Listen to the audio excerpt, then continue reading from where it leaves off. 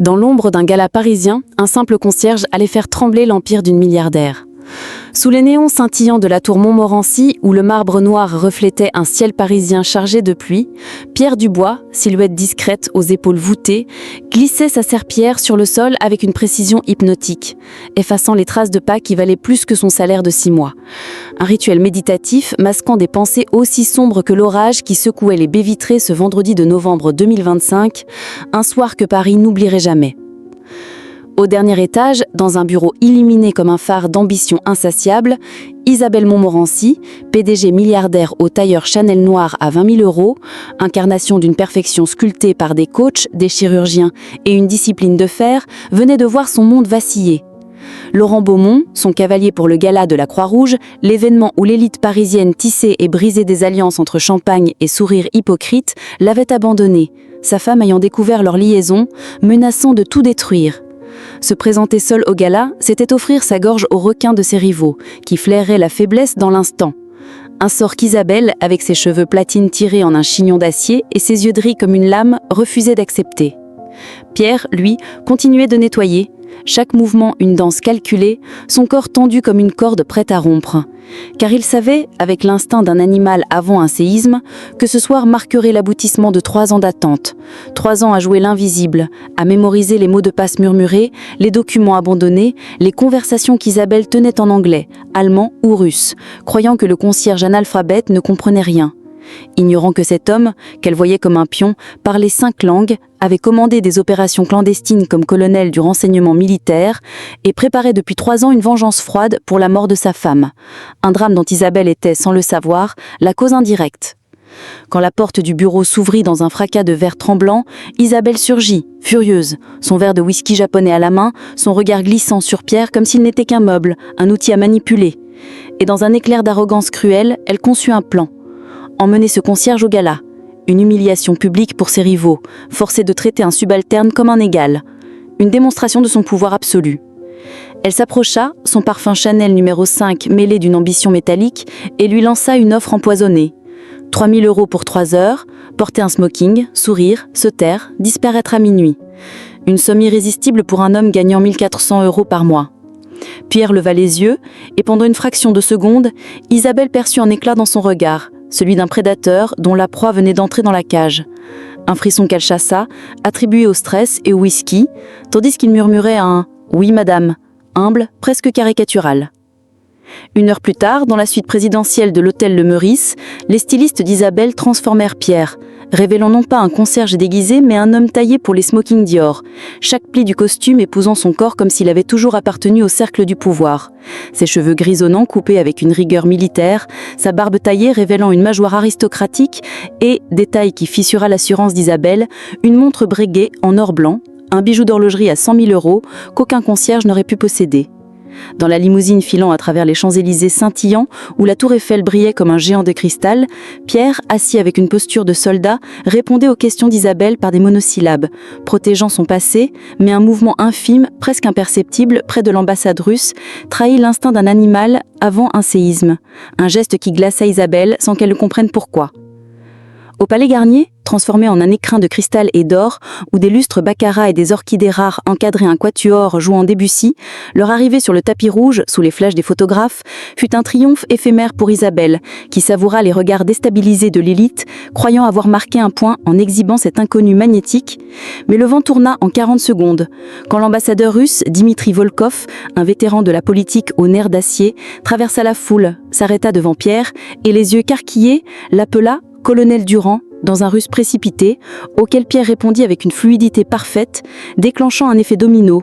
Un général français, un attaché britannique, un consul allemand, tous saluèrent Pierre avec un respect presque sacré, transformant le concierge en centre d'une attention authentique, tandis qu'Isabelle, pétrifiée, comprenait qu'elle avait convié son propre bourreau à ce bal. Et si la véritable leçon était que l'arrogance, en méprisant l'invisible, peut inviter la chute là où on attendait la gloire?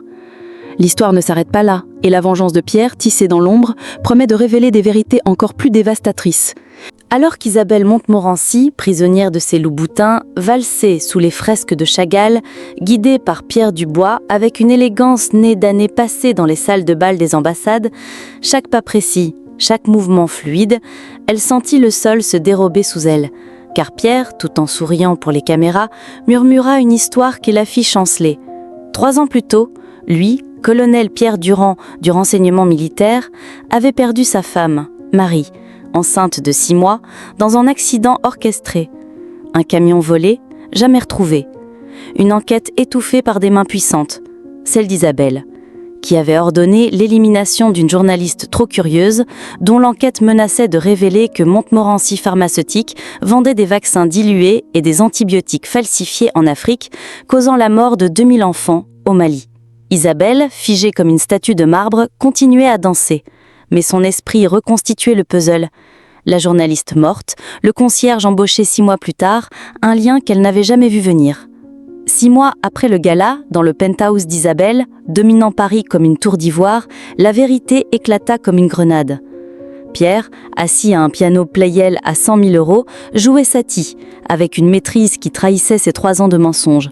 Ses doigts dansant sur les touches comme s'il racontait la douleur et la vengeance sans un mot, tandis qu'Isabelle, face à un pistolet et un disque dur posé sur une table de cristal, se voyait offrir un choix cruel, éliminer Pierre ou se rendre. Mais Pierre, stratège d'échec face à une jouesse de dames, dévoila un réseau de protection tissé pendant 3 ans, des preuves disséminées à travers le monde, un système de dead man switch, prêt à tout libérer s'il disparaissait, sa fille Emma protégée dans un lieu secret, rendant toute menace futile. Jusqu'à l'aube, dans une négociation sans cri ni violence, 2 prédateurs s'affrontèrent dans une impasse logique. Pierre voulait la justice, pas la vengeance. Isabelle voulait survivre, pas triompher. L'accord, scellé et transmis en direct à un avocat genevois, était clair.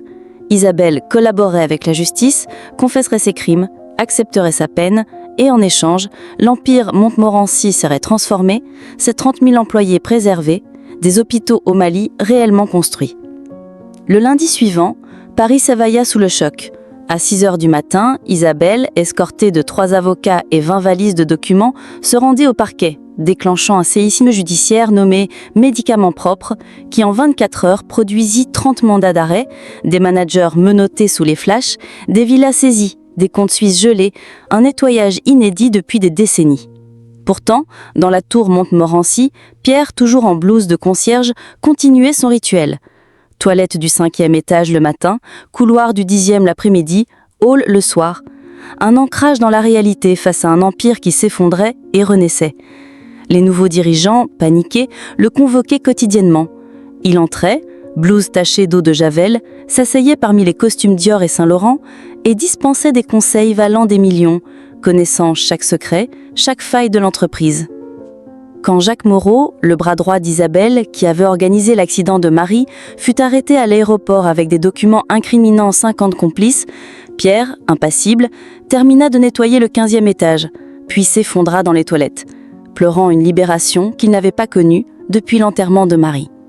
Emma, arrivée de Lyon, s'installa avec lui dans un modeste 3 pièces à Belleville, où il l'accompagnait à l'école, l'aidait avec ses devoirs, lisait des contes en français, anglais, russe, tandis qu'elle ignorait que son père, sentant l'eau de Javel, était une légende ayant réussi là où magistrats et journalistes avaient échoué. Une nuit, dans l'ancien bureau d'Isabelle, Pierre découvrit une boîte cachée sous le parquet. Ouverte avec le code de l'introduction en bourse de Montmorency, une lettre manuscrite d'Isabelle, rédigée le soir du gala, révélait qu'elle avait deviné qui il était en voyant sa prestance en smoking, admirant sa patience et sa détermination, accompagnée de clés de coffre suisses contenant des brevets de médicaments pour maladies rares, non rentables mais vitaux, et un disque dur avec les recherches de Marie, biochimiste brillante, prouvant qu'elle avait surpassé les scientifiques de Montmorency. 2 ans plus tard, depuis sa prison, Isabelle, transformée, cheveux naturels, visage sans fard, apporta une clé USB listant les complices internationaux, achevant le nettoyage, et rencontra Emma, qui, avec une sagesse d'enfant éprouvée, lui tendit la main, offrant une seconde chance. 5 ans après le gala, le centre de recherche Marie Durand fut inauguré. Pierre et Emma coupant le ruban, sous les yeux d'Isabelle, désormais bénévole en banlieue, libérée de prison. Dans un discours poignant, Pierre déclara que feindre la faiblesse peut renverser les puissants, que la patience est l'arme ultime, et que la vraie vengeance transforme l'ennemi en quelque chose de meilleur. Ce soir-là, Dans son appartement simple entouré de photos de Marie, Emma bébé et étrangement du gala, Pierre contemplait une plaque du centre. Parfois, il faut nettoyer les sols pour nettoyer le monde. Son balai était toujours dans son bureau, rappelant que le pouvoir réside dans ce que l'on cache et que la justice, parfois, arrive déguisée en concierge, une serpillière à la main, le cœur chargé de vengeance, mais guidé par l'espoir. Et si la leçon était que la patience et le pardon peuvent reconstruire ce que la vengeance avait ébranlé ?